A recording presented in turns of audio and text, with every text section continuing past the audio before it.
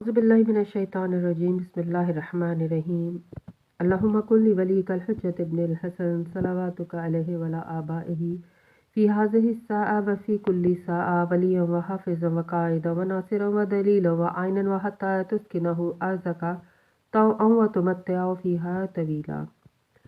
अस्सलामु अलैकुम सामीन, हमारे चैनल ज़िक्र उला में खुशामदीद।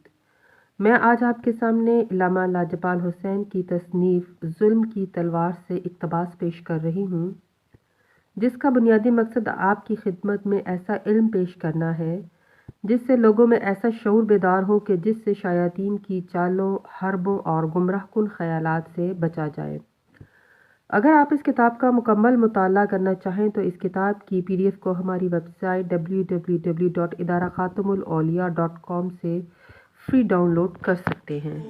मौला अली ने ज़िंदगी का आखिरी रोज़ा किसके घर अफ्तार फरमाया? शब ज़रबत मौला अली किन कलमात का विर्द फरमाते रहे?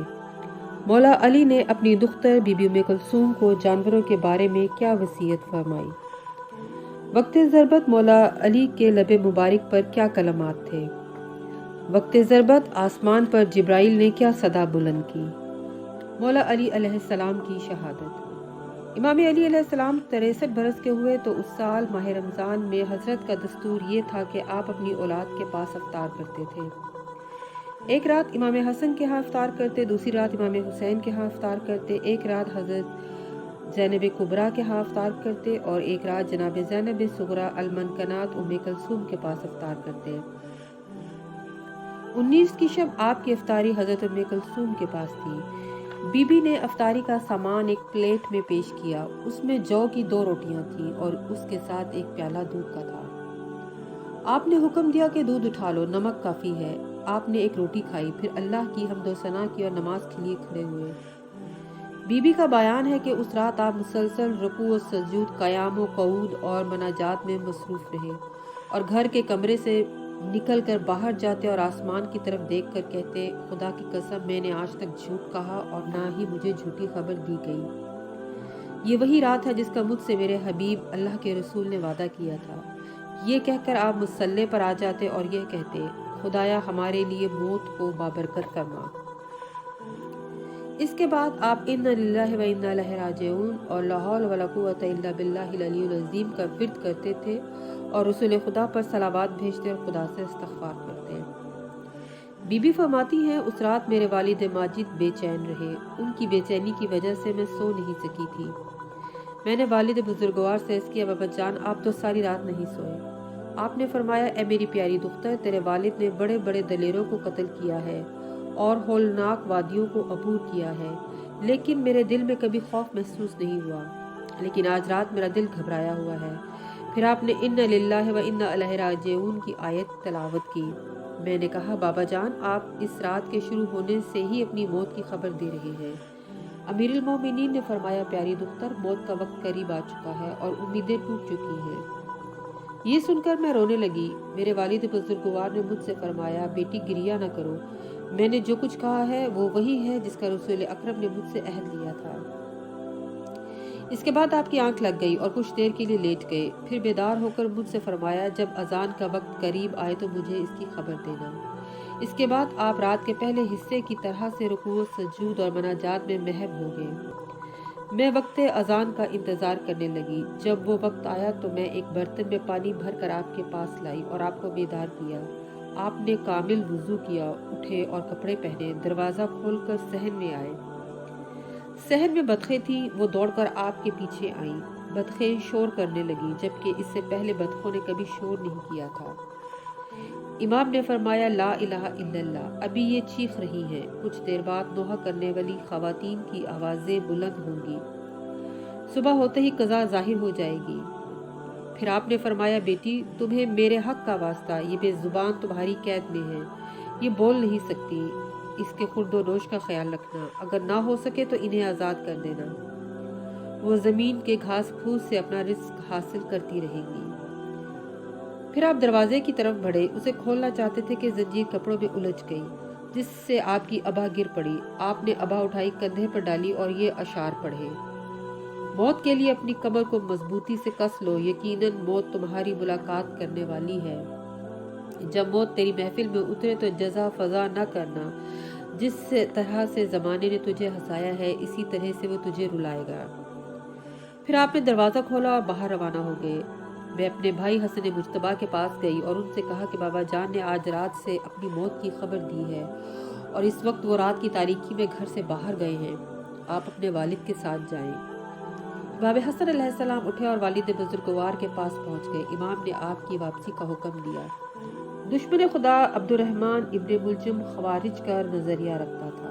اس کی کتاب نامی عورت سے عشق و محبت چل رہی تھی۔ اس عورت کا باپ، بھائی اور شوہر نہروان میں قتل ہو چکے تھے۔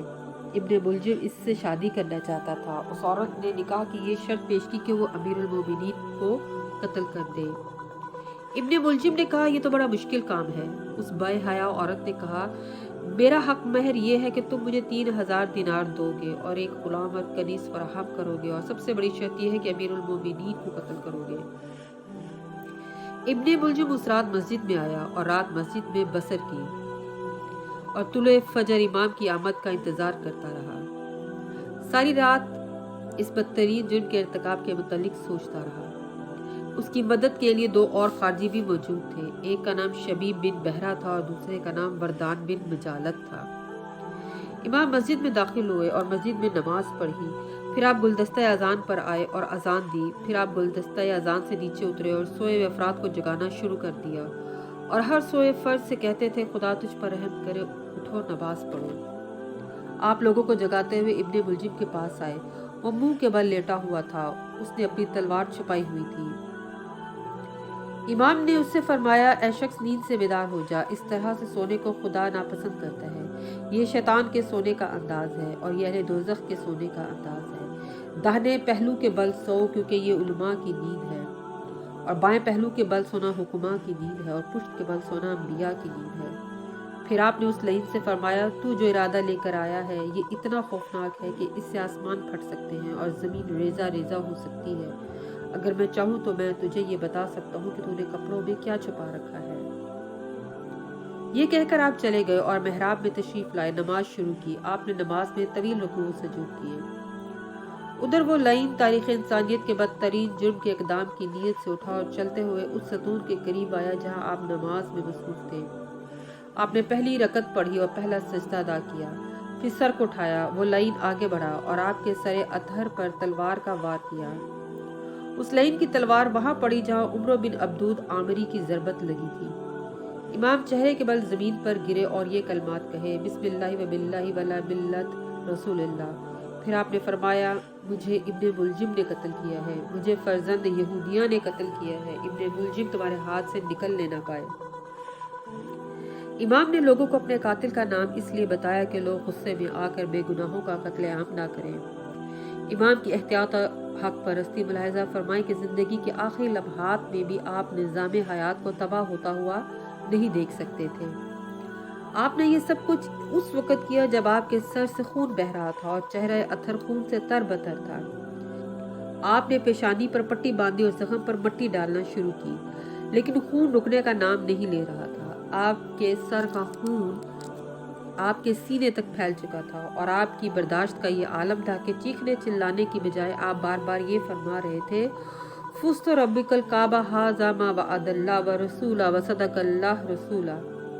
رب کعبہ کی قسم میں کامیاب ہو گیا اور یہ وہی کچھ ہے جس کا خدا اور اس کے رسول نے وعدہ کیا تھا، اور خدا اور اس کے رسول کا وعدہ سچا ثابت ہوا۔ لوگوں پر دہشت اور حیرانی چھا گئی، بالخصوص وہ لوگ زیادہ پریشان ہوئے جو مسجد میں نماز کے لیے آئے ہوئے تھے۔ اسی لمحے جبرائیل امین کی صدا بلند ہوئی۔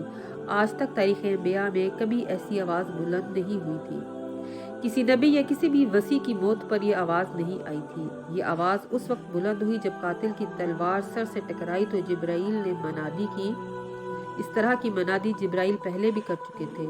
انہوں نے جنگ احد میں آپ کی جوان مردی کی خاطر ندا بلند کر کے یہ کہا تھا لا فتح الا علی لا سیف الا ذوالفقار۔ جامع مسجد کے کواڑ آپس میں ٹکرائے اور آسمان پر ملائکہ کی چیخیں بلند ہوئی اور سیاہ آندھی چلی۔ جبرائیل امین نے زمین و آسمان کے درمیان آواز دی جسے ہر بیدار انسان نے اپنے کانوں سے سنا۔ خدا کی قسم ہدایت کے ستون گر گئے، خدا کی قسم آسمان کے ستارے بجھ گئے اور تقوی کے ستون منہدم ہو گئے۔ خدا کی قسم مضبوط رسی کے بل کھل گئے۔ حضرت محمد کی ابن شہید ہو گئے، وسیع مجتبیٰ شہید ہو گیا، علی مرتضیٰ شہید ہو گیا۔ خدا کی قسم سید الاوصیاء شہید ہو گیا اور کائنات کے سب سے بڑے بدبخت نے انہیں شہید کیا۔